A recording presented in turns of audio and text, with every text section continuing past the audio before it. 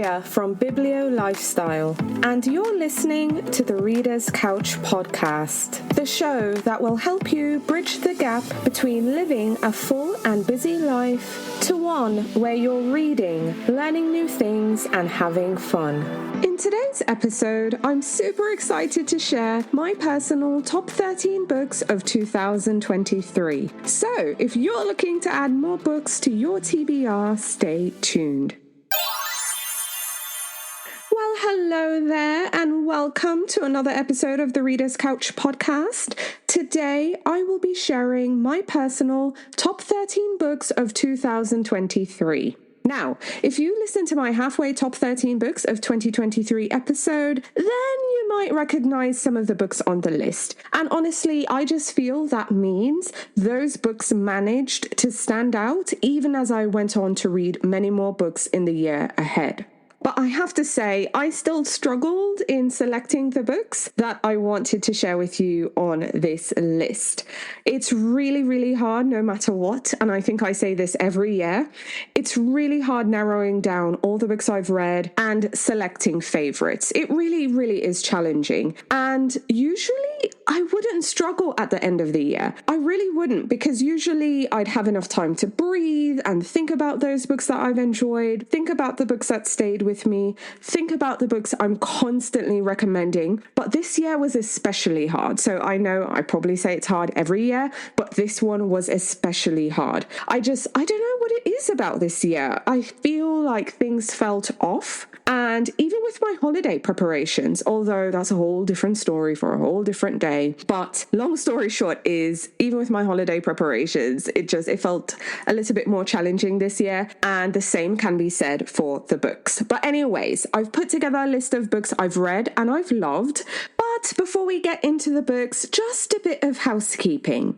First off, I just want to say, these are my personal top 13 books. I know I might say top 10 just by accident, but I'm sharing 13 books with you today. So these are my personal favorites. I'm not saying these books are perfect, they're going to win awards, they're amazing. I mean, they're amazing to me. And more than anything, I think these books have stayed with me, but they've also provided what I wanted or needed at that given time. If you're looking for a more objective list of just really well-written, checks all the boxes, fiction and non-fiction, then I highly recommend you visit BIBLIOLIFESTYLE.com and check out my top 10, and yes, it's actually 10, top 10 fiction and non-fiction book list.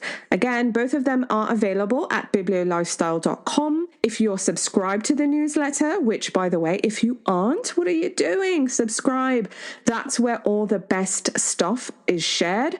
So if you're subscribed to the newsletter, you will receive an email with the top books of the year. I'll have books in different categories. I'll have that same top 10 fiction and non-fiction that I've talked about. Plus, you'll see a link to this episode. So you'll get a comprehensive list of just all the top books that were published in 2023. But coming back to this podcast episode, these are just my personal favorites. They were either super relatable, enjoyable, memorable, entertaining, or they just provided me with an escape or what I wanted or needed at that given time. So yes, you might also, second disclaimer, see some overlaps in the top 10 fiction and non-fiction list and all the best of lists that I have on BIBLIOLIFESTYLE.com and that I'll be sharing also in the newsletter. And that's just natural because, I create everything. You will see overlaps in the reading guides, spring, summer, fall, winter. You'll see overlaps from the guide in this list today as well. And like I said at the top of the show, if you listen to the halfway top 10, you might see overlaps there as well. And personally, I don't think that's a bad thing. It just means I really enjoy those books and those books really stayed with me. Other thing, this list is all fiction, top 13, all fiction, because at my core, I think I'm a fiction lover. And while I'll be counting from 1 to 13, these books are not ranked. I love and appreciate when readers and online creators can put together ranked lists, but that was just too much work. I don't get joy from doing that. So this list is not ranked. Instead, I'm sharing them in order of publication date. And all the books I'm sharing with you today, these were books that were published in the year 2023. So these books graced the bookshelves for the very first time between January to December 2023. And I'm using the American publishing dates because that's where I'm currently living. So I think that's it. That's enough for housekeeping. Now it's time for us to get into the books. Okay, so book one on the list is The New Life by Tom Crew. Now, this book was released on January 3rd, 2023, and my elevator pitch for this one is a Victorian-era historical and literary fiction debut that challenges homophobia during a time when gay men were subjected to 2 years of prison if they were found out. Now, I really enjoyed this book. It was just so gripping. It was page-turning, but I was more invested in the story and in the characters than anything else. And in this story, we meet two men who bond over their shared enthusiasm for Walt Whitman, and we see them collaborating on a study that argues for sexual freedom for gay men. They publish their findings, but by publishing their findings, of course, it implicates them, but it also implicates the bookseller carrying the book, and it also affects their families. Now, noteworthy to mention is that this is also set around the time of Oscar Wilde's 1895 conviction, just to give you context, and he was convicted for a same-sex affair, and he was imprisoned for gross indecency. So you kind of get an idea of the time this story is set in, and it's also noteworthy to mention that this novel concludes with a dramatic trial that will keep you turning the pages to see what happens. So yes, highly recommend is The New Life by Tom Crew. Book two on my list is Mommy by Jessica George. Now, this book was published in January 31st, 2023, and my elevator pitch for this novel is that it's a coming-of-age story about a mid-20-something British Ghanaian woman who, after tragedy strikes, is forced to reassess her life. Now, in this novel, we meet Maddie Wright, and Maddie is your people pleaser. She's a person in her family who's always responsible and dependable, and as such, she's earned the nickname Mommy. Now, Mommy translates to mean woman, but it really means the responsible one, because like I said, Maddie's really the responsible one in her family, always reliable, always dependable. Now, when we think about Maddie as a whole, in her home life, she's caring for her dad, who is dealing with Parkinson's disease. Her brother, he's more of the kind who just does what he wants. And her mom is away in their home country of Ghana. So Maddie's kind of dealing with her dad alone at a point. At her job, she's contending with being the only black person in the room and dealing with all the microaggressions that come with that. And when it comes to her social life, it's pretty non-existent. But her mom comes back to take care of her father, and we see Maddie moving into a flat with two roommates, and these roommates are determined to help Maddie to really start living life. So we see her getting a taste of independence. There's tragedy that strikes at home. There's tragedy at work, and we see her just having to confront everything else that she has going on. And we see Maddie really starting to ask big questions. So this is really a coming-of-age story of a young 20-something person. It's a story of family. It's a story that questions what is your duty to your family, but also what is your duty to yourself. We see themes of cultural barriers. And ultimately, I just feel Maddie is just that character that's really unforgettable. She's one that you can't help but cheer for. And honestly, watching her kind of blossom was just really a delight to witness. So yes, highly recommend is Mommy by Jessica George. Okay, book three on my list is Hungry Ghosts by Kevin Jared Hossein. Now, this book was published in February 7th, 2023, and my elevator pitch for this book is that Hungry Ghost is set in 1940s Trinidad, and it's an immersive story of two families colliding and the chilling mystery at the center of how interconnected their lives are. I describe this book as a literary thriller, and we see it set in Trinidad, who's really divided divided at the time around the mid-1940s, and we meet a landowner by the name of Dalton. His fortune is tied to a specific, kind of criminal enterprise, which I won't say. And Dalton's wife, Marley, has no idea what's really going on, but you can tell by reading, she can kind of pick up on the vibe. And then when Dalton goes missing, Marley starts to worry that, he's killed, and she's wondering who's doing it. She's wondering if maybe they'll come after her. And then she gets a ransom note, and we realize the kidnappers are intimidating Marley. So Marley asks one of the farmhands to kind of guard the house at night. And we get to know this man. His name is Hans. We get to know him. We see his life, just how incredibly different it is, how he's living in poverty, what he and his wife are going through, and their children. And their home is on an old sugarcane estate. It's rat infested. It's leaking. There are lots of families that live there. It's just a lot to go on. And then you see the contrast of Marley and this, big lavish home, and how they're living in the main house as opposed to the barracks. So we see Hans's wife desperate to leave. We see them coming up with a plan to do so. And because Marley's offer for money to kind of guard the house at night, that offer provides the opportunity for them to maybe buy their own piece of land and just, establish themselves and live their life. So this is a really literary novel. It has that side of thriller to it. But the themes in this novel that are really heavy are class, colonialism, and we also see a bit of the American occupation that happened during World War II. It's also a story of survival, and I just love reading stories about the Caribbean. That's where my family is from. That's where I'm from. So I love reading those stories, and any book that contributes to the Caribbean canon is just very exciting to me. And I think this book did a really good job at providing that. So again, the name of this book is Hungry Ghost by Kevin Jared Hoseen. So I hope you'll give that one a go. Okay, book 4 on the list is a thriller, and it's entitled The Writing Retreat by Julia Bartz.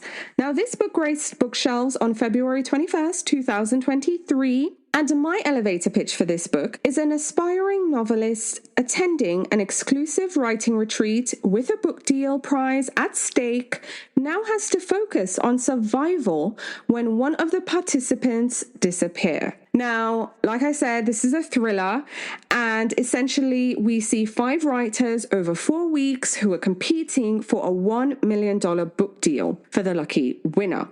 Until, of course, someone disappears or they themselves disappear first. So in the book, we meet our narrator, Alex, who's an aspiring writer who idolizes another feminist horror writer.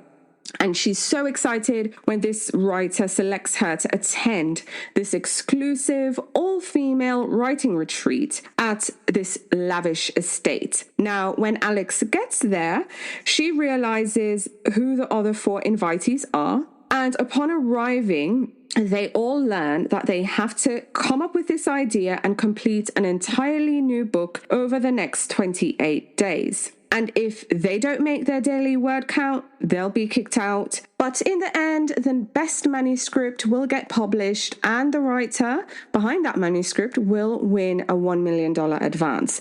So our main character, Alex, starts a story about unsolved deaths that occur at the estate where they're staying. And we see the story being written by her. I enjoyed kind of, getting that experience as a reader. But as time goes on, we see unsettling events start to occur, and one of the participants disappears during a blizzard. So now Alex has to wonder, should I completely focus on this manuscript and try and win, or should she focus more on surviving this whole thing?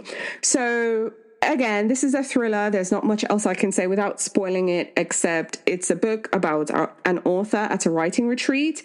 If you're a person who loves all the gothic vibes, this book is for you. If you love anything with exclusive clubs and cults and all those things, this book is for you. And then I think it delivered on what a good thriller should deliver on, and that's, really good twist. The characters were so well done. I really enjoyed this. Again, another highlight I remember of this book is seeing like excerpts of Alex's writing. And again, Alex is our main character. So yeah, we see her get paranoid. We see just, as things start turning in her head. I really enjoyed that. But again, the book I read and loved and highly recommend is The Writing Retreat by Julia Bartz. All right, book 5 on the list is The Adventures of Amina al-Sirafi by Shannon Chakravarti. Now, this book was published in February 28th, 2023, and it's a book I still think about today. Really love this one. Now, my elevator pitch is this book is set in medieval Oman, and we see a mother who was one of the Indian Ocean's most notorious pirates return to the sea to secure her daughter's life and future. So, again, really love this book. I love strong female heroines, but more than anything else, I love seeing heroines who aren't, 20-something and teens and really young. And that's no offense to them or that, because again, there is a place for that. Absolutely love those books too. But I think as I've aged, I've started to want to see more characters who are doing things and doing amazing things later in life, especially in fantasy. And this book delivers. So again, this book is set in medieval Oman, and we see Amina al-Sirafi, who has earned this reputation as one of the most notorious pirates in the Indian Ocean. And we see her give birth to her daughter, who's half human, by the way, and we see her leave her seafaring life behind to be a mother. But that is until one of the mothers of her former crewmates gets in touch with her, guilt trips her, and offers her a big money deal to find her kidnapped granddaughter. So we see Amina recruit her old crew to help this woman, but then she discovers that, hey, the kidnappers have motives and powers and just things behind them, which is a bit much for her to overcome. But we also see the conundrum of Amina not being able to back out because her daughter's life is at risk. So again, I love reading a fantasy novel about women who are older, later on in life. In this case, this is a story of a middle-aged mother, which I lived for. And I kind of love to see it because I feel as we age, we gain more life experiences. And I think life experience is a huge advantage. So to see that play out in a fantasy novel was amazing. We also see her struggle with balancing her professional life and her personal life and her responsibilities as a mom, but also as a woman in her community, which is just oh so very relatable to me. But I want to say, outside of those bits, which I can tell are definitely more personal to me and why I gravitated to it, but this book is so funny. There's so much banter in this novel. It's fun. The plot twists are great. If you love action sequences, this book has it. And the cast is just so fun. They're crooked, but they're fun. And just, yeah, I absolutely love them. So if you're looking for a fantasy book with a strong female heroine at the center, then I highly recommend The Adventures of Amina al-Sirafi by Shannon Chakravarti. Okay, book 6 on my list is In Memoriam by Alice Wynne. Now, this book was published March 7th, 2023. And my elevator pitch for this novel is that In Memoriam tells the love story of two young men who are classmates and how they grapple with the realities of war when they both enlist during World War I. Now, I know by me saying World War I, you might think historical fiction, but actually this is more literary. It's definitely a character study. It also has suspense and thriller elements in there as well, because there's so many secrets in this novel. And, we're trying to figure things out as we're reading along. But anyway, in this book, we meet two young men who are in boarding school, and we see them in school just before the Great War. And one of them, Sydney, is Jewish, though he thoroughly denies his Jewishness. And then there's also Henry, who has lived in England for most of his life, but he's also half German, which becomes a very dangerous thing when the war begins. Now, Sydney's feelings we see more at the forefront, and you can tell he's in love with Henry, but he's afraid that Henry doesn't feel the same way. But the truth is Henry does, but neither of them know it. And, I can kind of understand that they're not able to have that ability to assess each other's feelings. They don't know how to express their love. But anyways, for reasons you'll discover when reading the book, to kind of prove their Englishness, their Britishness, they both enlist in the war. Well, actually, Henry enlists first because, again, remember, he has the German background. But Sydney follows, and he signs up too. So we see the two of them kind of going off to battle. We see one go off and doesn't return, and we see the other one left to assume the worst and trying to search for each other and so on. And I'm not going to say any more because, again, don't want to spoil it, but really enjoyed this one. I have to say, I loved how the author recreated British boarding school life during this time. You see the camaraderie, but you also see just how vicious young boys can be. We also see the realities of war. It was just very palpable. You get the action scenes. There's even an escape scene. And you really see just how gritty war is. So this book does not sugarcoat any of that. And another thing is, this is a book of first love. I love seeing that first love. We see camaraderie, we see friendship between men, and again, we see the horrors of war. So this is really compelling. This was just a really compelling book. I won't forget the characters anytime soon. So I highly recommend, if you haven't read already, In Memoriam by Alice Wynne. Book 7 on my list is YN by Esther Yee. Now, YN was published on March 21st, 2023. And the YN, it's like a Y/N, and it's the short form of your name. That's what that means in fan fiction. And this is a book about fan fiction. So my elevator pitch for YN is a book about a writer who becomes obsessed with a K-pop idol, starts writing stories about meeting him, and then flies to Seoul to find him. But when there, she ends up finding even more. Now, I really enjoyed this book. And in the novel, we meet our narrator, who's an unnamed narrator. But our narrator is a Korean-American woman living in Berlin. Now, there's this K-pop star called Moon, and when our narrator sees Moon perform in concert, nothing else matters in her life. Not her job, not her boyfriend, not anything. So as a result, everything else falls by the wayside. But she starts writing fan fiction, and the protagonist is YN, which, like I said, is a short form for your name, so that you, the reader, can imagine yourself as YN and play out the fantasy of being in a relationship with Moon. But then Moon announces he's leaving his K-pop group, he disappears from the public eye, and we see our narrator fly to Seoul to find him. And then, my favorite part, we get to see real life and fan fiction converge. So I really enjoyed this book. It's incredibly clever. It's so hilarious, and there's so many poignant, touching moments. And I loved how this book highlighted not just fandoms and the way we can get obsessed with them, but also we get to see themes of longing, identity, and a very important topic, media consumption. So I highly recommend you pick up YN by Esther Yee. Okay, book 8 on my list is I Could Live Here Forever by Hannah Halperin.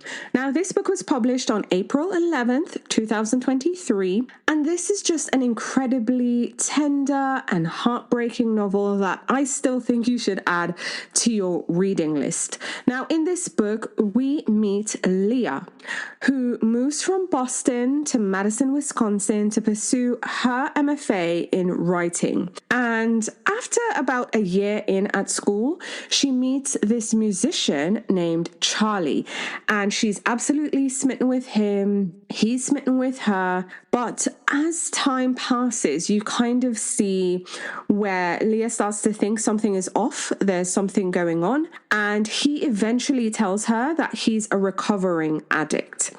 Now, again, time starts to pass, and we see that Leah starts to notice changes in him again. He becomes increasingly paranoid, his behavior gets erratic, and it eventually comes out that Charlie is still using, which that in itself was incredibly devastating. So we see Leah having to navigate friendships because, she's a university student. She's dealing with her friendships. She's also dealing with her complicated relationship with Charlie. She's dealing with her complicated relationship with her family. And we also see her pursuing her writing. But as Leah starts thinking more about her future, like, what is my future going to look like? What's my plan going to be? We see her really starting to question what place Charlie will have in her life.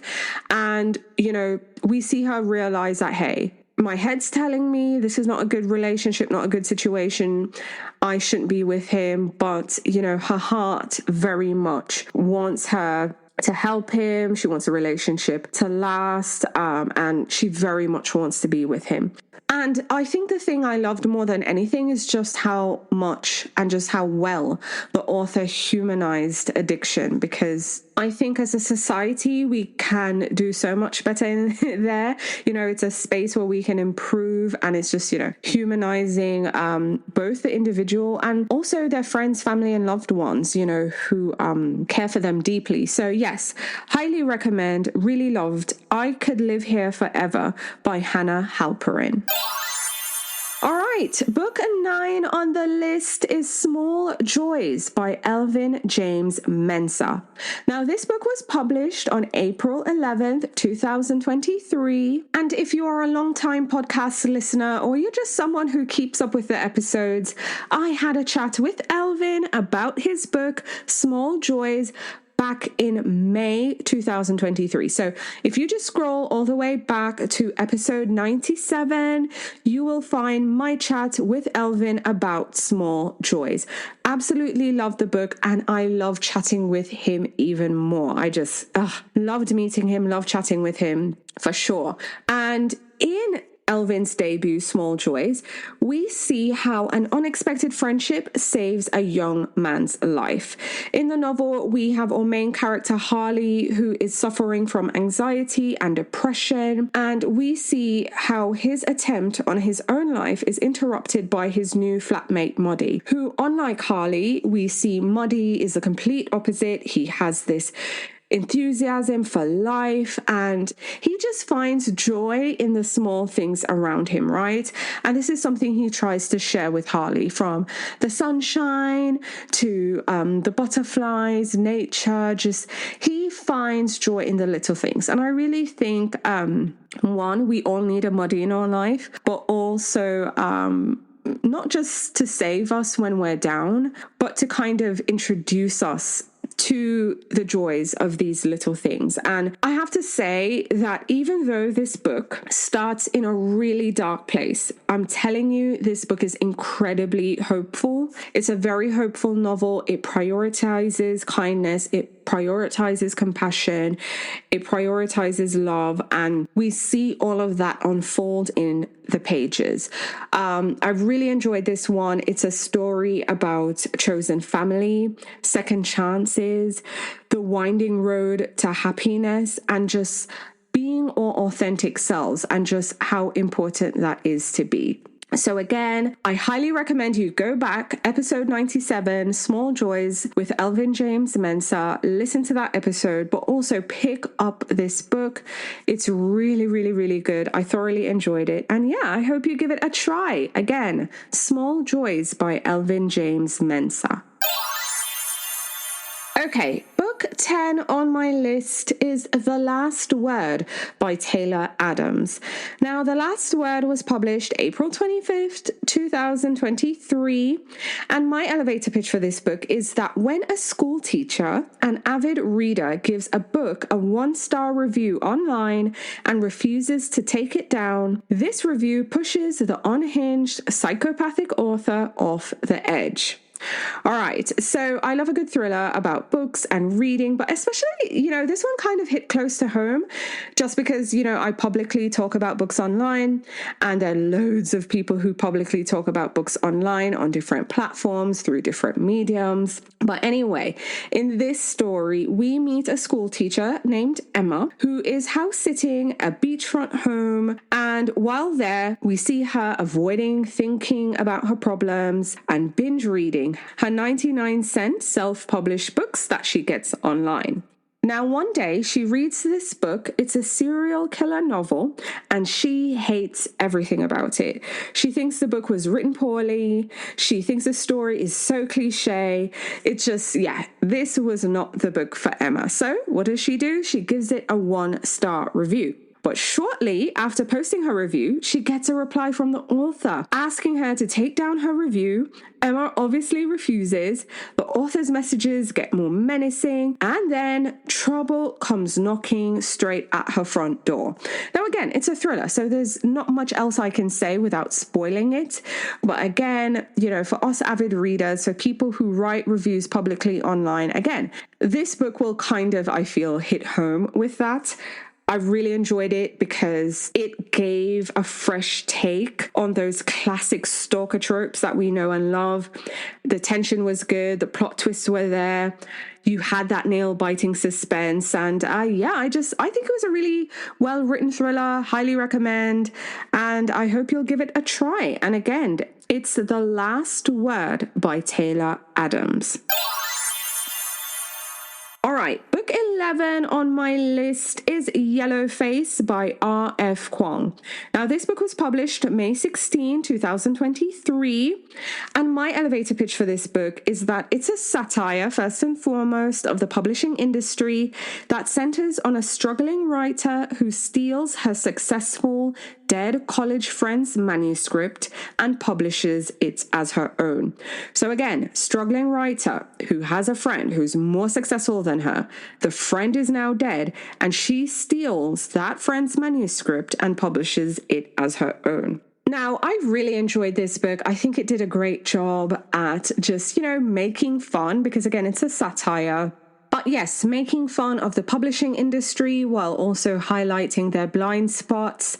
It really brought it into present day with the online communities and reviewers and just so much more. But yes, I really enjoyed this book. In the novel, we meet Athena Liu, a Chinese-American writer who's incredibly successful, and she's a person who dies in the novel. We then also meet her college friend, June Hayward, June's career, she's also a writer, but her career has kind of stalled a bit, so she's not as successful as her friend Athena. But anyway, they connect when Athena is celebrating a movie deal for one of her novels. And unfortunately, she dies during the celebration. And just during, all the commotion surrounding her death, we see June steal a manuscript from her desk. And what's interesting is what the novel is about. It's about Chinese laborers. And despite that fact, June sells the book. She's a white person, and she's selling this book about Chinese laborers in World War II. So at the publisher, there is an assistant who objects that, this book shouldn't be published. The book ends up being published. And then we see the backlash that occurs from the online community about this woman writing this book. Should she be able to write this book? Plus also there's someone online posting who is saying, hey, this girl did not write this book. It was this other author, and so on. And we see June becoming incredibly anxious and just kind of going through the motions. And yeah, it's a thrilling book in that sense. It's one of those books you're gonna keep turning the pages for just because you want to know what happens. And that's kind of how I felt, because I wanted to know what happened for sure. But yeah, that book, it's not perfect, but it's something I can't stop thinking about. And it's definitely a conversation starter. So yeah, I highly recommend, if you haven't already, to pick up Yellowface by R.F. Kuang. Okay, book 12. Book 12 on my list is The Three of Us by Ore Abaj Williams. Now, my elevator pitch for The Three of Us is that over the course of one day, we see the long-standing tensions between a husband, his wife, and her best friend finally come to a breaking point. Now, I have to tell you, I love stories that are set over the course of a day, and that's what we get in this book. In the novel, we meet a well-to-do British-Nigerian couple. Now, the wife is unnamed, and we see her grappling with the prospects of pregnancy and whether to kind of go through with it, to be a mother, because she, in her eyes, she kind of sees it as, oh, this is what you're supposed to do. It's a bit of, it's more responsibility when you become married kind of thing. And her thoughts become even more complicated when she gets a visit from her childhood best friend, Timmy. Now, Timmy is worried that her friend is going down this rabbit hole. She's moving backwards. She's becoming one of those women who just become quiet and subservient to their husbands. And let's just say Timmy isn't having it. Now, our unnamed narrator, we're going to call her the wife.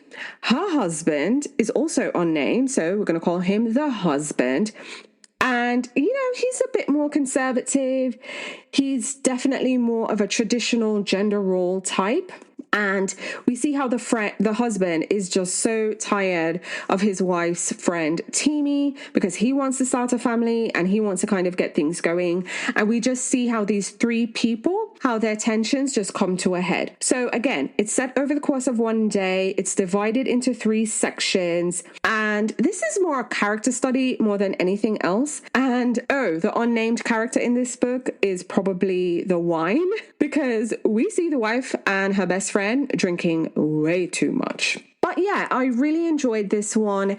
It's definitely one of those books where I think it highlights something in reality, which is, what would you do if your best friend and your partner just didn't like each other?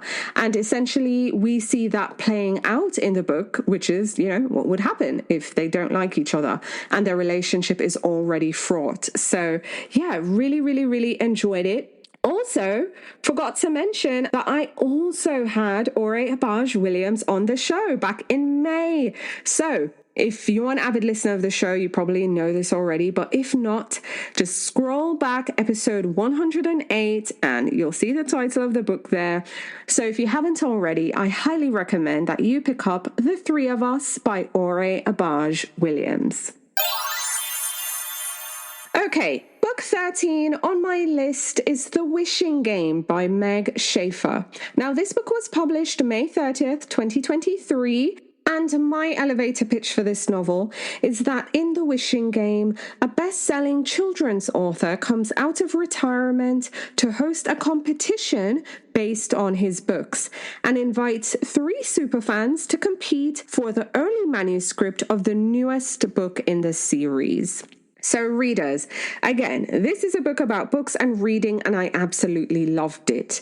Now, in the novel, we meet Lucy Hart, and when Lucy was 13, she ran away from home to escape her parents, and instead, she wished she was living with the author, Jack Masterson, of her favorite children's books, and this was the Clock Island series. So her dream was she wanted to live on the real-life version of Clock Island with her favorite author. Now, unfortunately, that dream did not pan out. However, we see Lucy 13 years later, and she's a kindergarten teacher's aide who is desperate to adopt a 7-year-old boy who is now orphaned and was a former student of hers. But in order to do that, she needs more money and she needs to have greater stability in her life to make that happen. Now, also in the book, we meet Hugo. Hugo is Jack's illustrator, somewhat of a surrogate son. And Hugo is super concerned when Jack just comes out of retirement and invites Lucy and 3 other former runaways and superfans of the series to come to Clock Island to compete for the only copy of a brand new book in the Clock Island series. So we see Jack put the contestants through a series of challenges and riddles and just all sorts of things kind of designed to mimic the adventures in the books that they read as children and loved. And along the way, we kind of see some things unfold and happen. And the only thing I will say is that you'll be rooting for Lucy to fall in love. And I won't say with who, but I think you'll be cheering for her along the way. I have to say with this book, I love the magical, I love the whimsy, and especially as an avid reader, you had wishes and fantasies, and that just kind of brought me back to that time with that childlike wonder and, just all the beauty of that. However, the author doesn't shy away from just the darkness that's in each of her characters' past. But again, she provides that childlike wonder, which is just absolutely amazing to read. And yeah, if you haven't already, I highly recommend The Wishing Game by Meg Schaefer. Alrighty, readers, that's it. Those are my top books for 2023. So quick recap, and again, remember, these books are not in ranked order. I just shared them in order of publication. Book 1 is The New Life by Tom Crew. Book 2, Mommy by Jessica George. 3, Hungry Ghost by Kevin Jared Hossein. Book 4, The Writing Retreat by Julia Bartz. Book 5, The Adventures of Amina Al-Sarafi by Shannon Chakraverty. Book 6, In Memoriam by Alice Wynne. Book 7, YN by Esther Yee. Book 8, I Could Live Here Forever by Hannah Halperin. Book 9, Small Joys by Elvin James Mensah. Book 10, The Last Word by Taylor Adams. Book 11, Yellowface by R.F. Kuang. Book 12, The Three of Us by Ore Abaj Williams. And Book 13, The Wishing Game by Meg Schaefer. Readers, I have to tell you, one of my favorite things about books, and I have a lot of favorite things, but one of my favorite things is that books don't expire. So even though I read these books in 2023, I share them with you here today and say, hey, these are my topics of 2023. I hope you'll consider picking up 1 or 2 or 3 or 5 or all the books I shared here in 2024 and beyond. Because again, books don't expire. So I hope you discovered some new books today. I hope you are nodding along if you heard a book on the list that you read. And if not, I want to hear from you. Tell me, what are some of your top 10 books or top 13 or top whatever number you have? Tell me about some of your favorite books that you read. You can drop me a DM on social media at BIBLIOLIFESTYLE on all platforms. You can drop a review for the podcast. Leave a review with your name and your list of books, or you can shoot me an email. Just hit reply to any of my newsletter emails and tell me about your favorite reads from the year. Alrighty, readers, that's it. Thanks for being here. Thanks for listening. And I'm looking forward to chatting with you again soon. Bye for now. Thank you so much for listening to the Reader's Couch podcast. Please subscribe to the show, share it with a friend, and take a few seconds to leave a rating and review. Until next time, stay lounging, stay reading, and whenever you're in doubt, go straight to your local bookstore or library. Thanks again for listening, and happy reading.